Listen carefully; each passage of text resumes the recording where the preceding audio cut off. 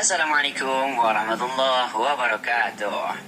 Selamat pagi, siang, sore, dan malam untuk kalian semua yang bertemu dengan kami, yaitu kelompok 4 mata kuliah Ulumul Quran yang beranggotakan yaitu Aji Uswatun Hasanah dengan NIM 12120100022, dan selanjutnya saya sendiri yaitu David Muhammad Ramzan dengan NIM 12120100025, dan yang terakhir yaitu Fatan Rizkullah dengan NIM 12120100037.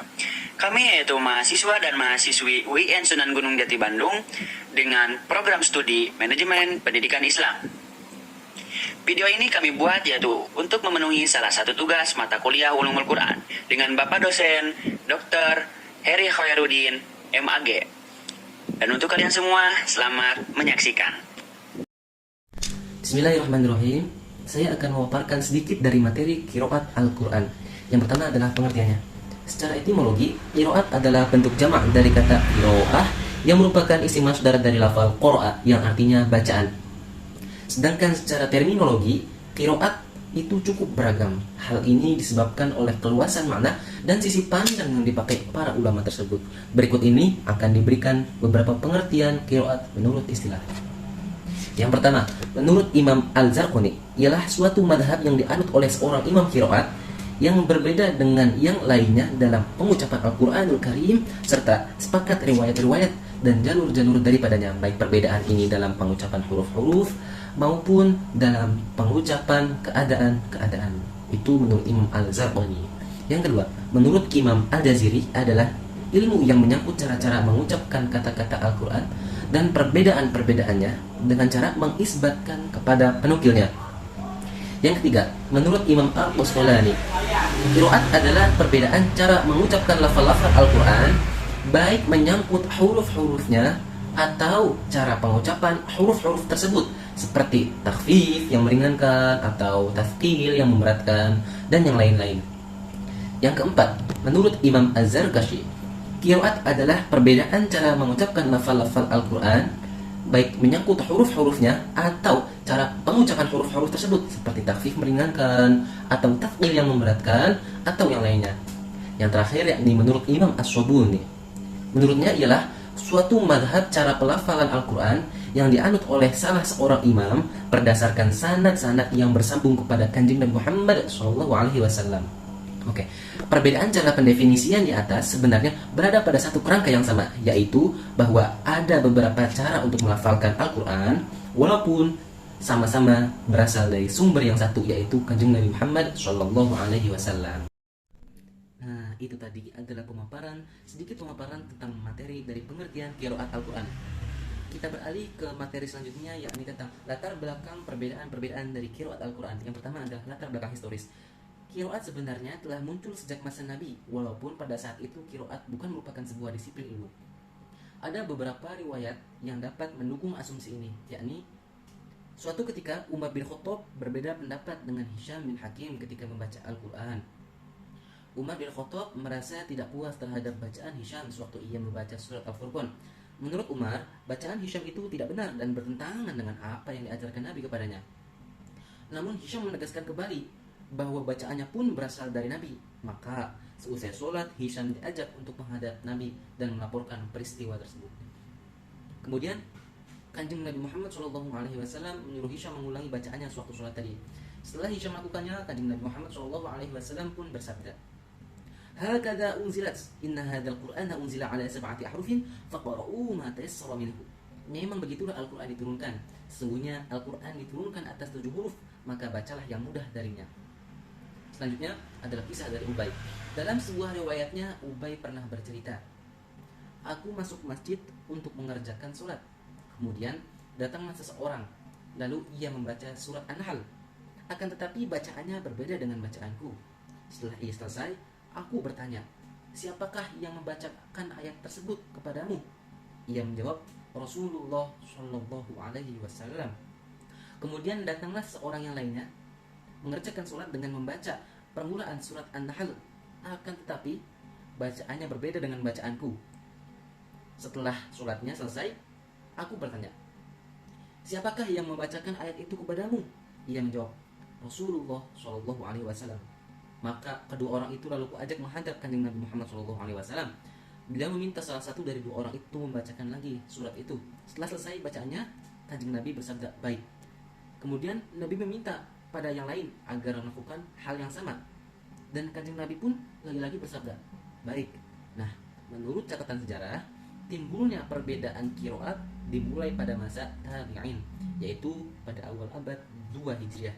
Tatkala para qori telah tersebar di berbagai pelosok, mereka lebih suka mengemukakan kiroat gurunya daripada mengikuti kiroat imam-imam lainnya. Kiroat-kiroat tersebut diajarkan secara turun-temurun dari guru ke murid, sehingga sampai kepada para imam kiroat, baik yang 7, 10, ataupun yang 14. Nah, selanjutnya adalah latar belakang cara penyampaian. Menurut analisis yang disampaikan oleh Said Ahmad Khalil, perbedaan kiroat itu bermula dari bagaimana seorang guru membacakan kiroat itu kepada murid-muridnya. Hal-hal yang menurut beberapa ulama mencoba merangkum bentuk-bentuk perbedaan cara melafalkan Al-Quran itu sebagai berikut. Yang pertama, perbedaan dalam i'rab atau harokat ataupun kalimat tanpa perubahan makna dan bentuk kalimat. Misalnya pada firman Allah sebagai berikut. Bismillahirrahmanirrahim. Alladzina yabkhuluna wa ya'muruna an-nasa bil bukhl, yang artinya yaitu orang-orang yang kikir dan menyuruh orang-orang lain berbuat kikir. Nah, kata al-bukhl yang berarti kikir di sini dapat dibaca fathah pada huruf ba-nya sehingga bisa dibaca al-bakhl, dan dapat pula dibaca dhammah pada ba-nya sehingga dapat dibaca menjadi al-bukhl.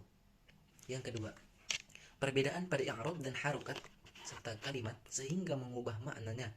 Misalnya firman Allah sebagai berikut. Bismillahirrahmanirrahim. Rabbana ba'id baina asfarina, yang artinya ya Allah, ya Tuhan kami, jauhkanlah jarak perjalanan kami. Nah, kata yang diterjemahkan menjadi jauhkanlah, yakni ba'id, ini statusnya adalah sebagai fi'al amr. Nah, dan juga boleh dibaca ba'ada, yang berarti menjadi fi'il madhi, sehingga artinya menjadi telah jauh. Yang ketiga, perbedaan pada perubahan huruf tanpa perubahan i'rab dan bentuk tulisannya, sedangkan maknanya berubah. Misalnya pada firman Allah sebagai berikut. Bismillahirrahmanirrahim. Wanzur ilal 'idhami kaifa nunshizuha, yang artinya dan lihatlah kepada tulang belulang keledai itu, kemudian kami menyusunnya kembali. Nah, kata nunshizuha yang artinya kami menyusun kembali, yang ditulis dengan menggunakan zai, nungshi zuha, zai bisa diganti dengan ro sehingga berubah bunyi menjadi nunshiruha, yang berarti kami hidupkan kembali. Yang keempat, perubahan pada kalimat dengan perubahan bentuk tulisannya, akan tetapi maknanya tidak berubah. Misalnya pada firman Allah sebagai berikut.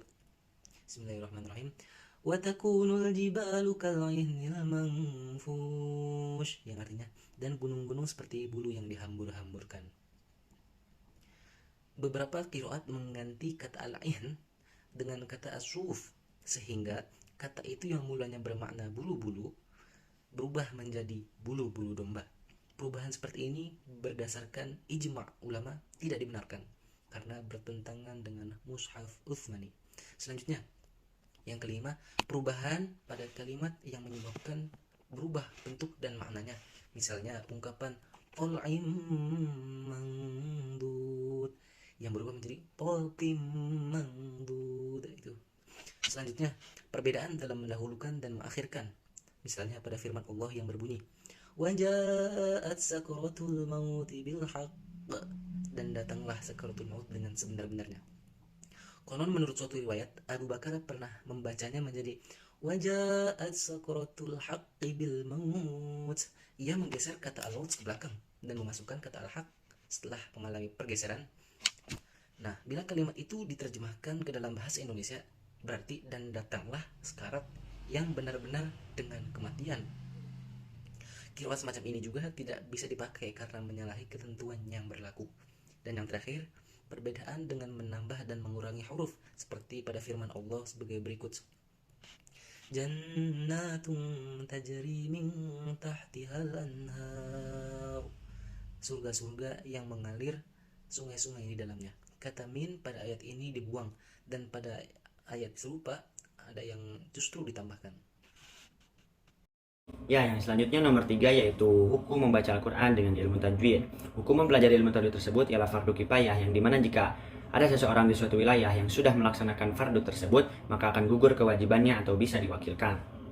Tetapi jika membaca Al-Quran dengan menggunakan ilmu tajwid, yaitu hukumnya fardu ain, yang dimana kita harus melaksanakan fardu tersebut. Jika kita tidak melaksanakannya, maka kita akan berdosa. Karena ilmu tajwid merupakan ilmu yang sangat penting dalam bacaan Al-Quran, bahkan tidak berlebihan jika Imam Al-Jazari mengatakan bahwa seseorang yang membaca Al-Quran tanpa menggunakan ilmu tajwid, maka ia akan berdosa. Imam Al-Jazari pun berkata dalam kitabnya, yaitu kitab Al-Jazari, wal akhdhu bit tajwidi hatmun lazimun malam yujawwidil Qur'ana asimun li'annahu bihi ilahu anzala wa hakada minhu ilaina wasala. Artinya, menggunakan tajwid dalam membaca Al-Quran adalah keharusan. Barang siapa yang tidak menggunakan tajwid dalam membaca Al-Quran, maka ia berdosa. Sesungguhnya Allah menurunkan Al-Quran dengan memakai tajwid, begitu pula bacaan itu hingga sampai kepada kita. Mungkin jika disihirkan akan seperti ini. Wal akhdu bi tajwidi hatmun lazimun malam yujawidil Qur'ana asimun li'annahu bihi ilahu anzala wa hakada minhu ilaina wasala.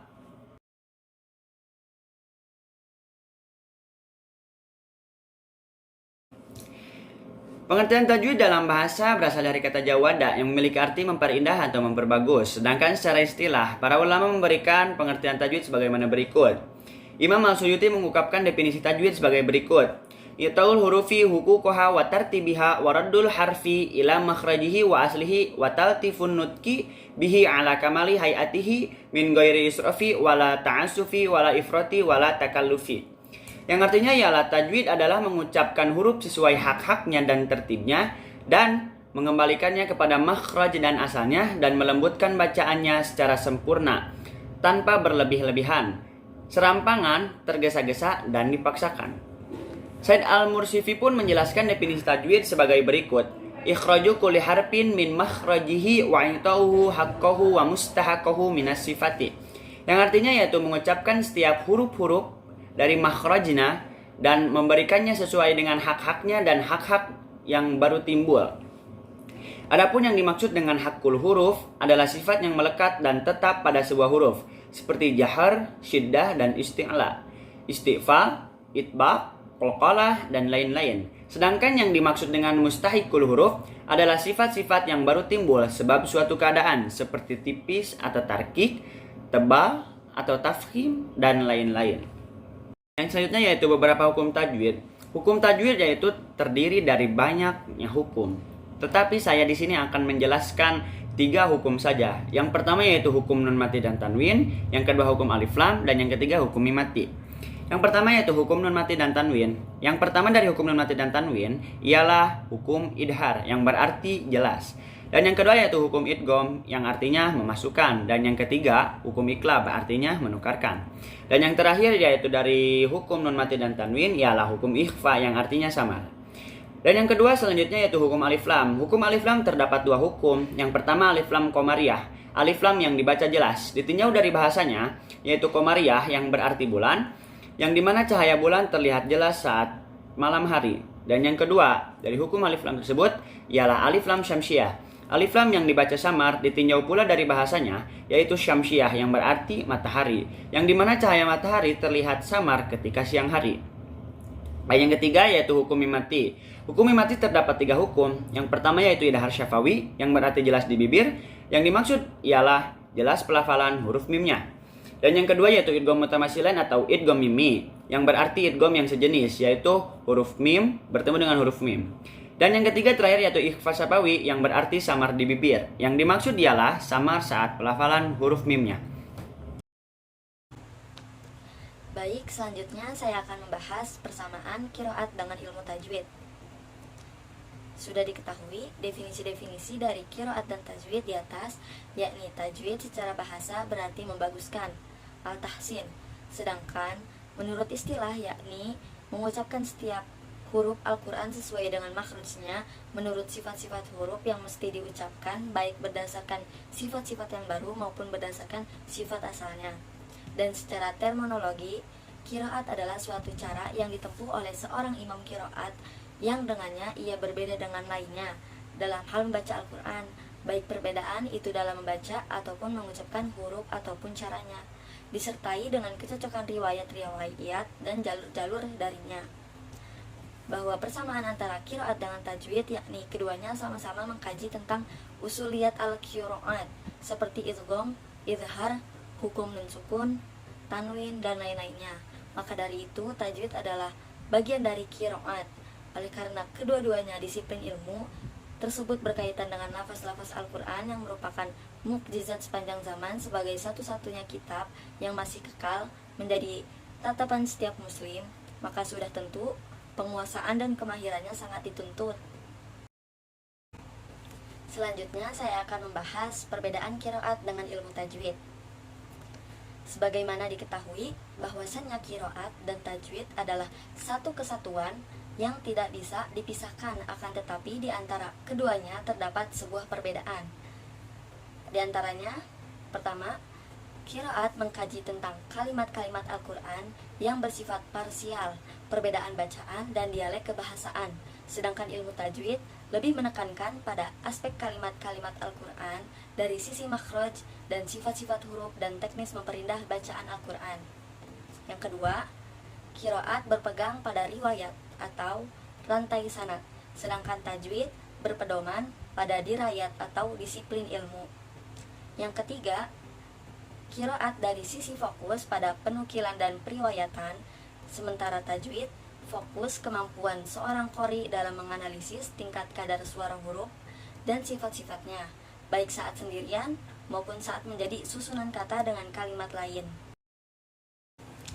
Jadi kesimpulan yang diambil dari materi di atas yakni seperti yang sudah kita ketahui bahwa dalam membaca Al-Quran kita harus mengikuti tata cara ilmu tajwid yang berpatokan kepada makhraj dan sifat huruf serta hukum-hukum cara membacanya. Sedangkan ilmu qiraat itu sendiri adalah suatu ilmu yang membahas tentang cara baca-baca dalam lafaz-lafaz Al-Quran, baik menyangkut perpindahan huruf maupun harokat dan perubahan dialek. Tujuan ilmu tajwid sendiri agar dapat membaca ayat-ayat Al-Quran secara betul atau fasih sesuai dengan yang diajarkan oleh Rasulullah SAW, juga agar dapat memelihara lisan dari kesalahan-kesalahan ketika membaca Al-Quran. Demikian pemaparan materi dari kelompok 4. Semoga dapat menambah wawasan dan bermanfaat untuk teman-teman semuanya. Sekian dari kami. Wassalamualaikum warahmatullahi wabarakatuh.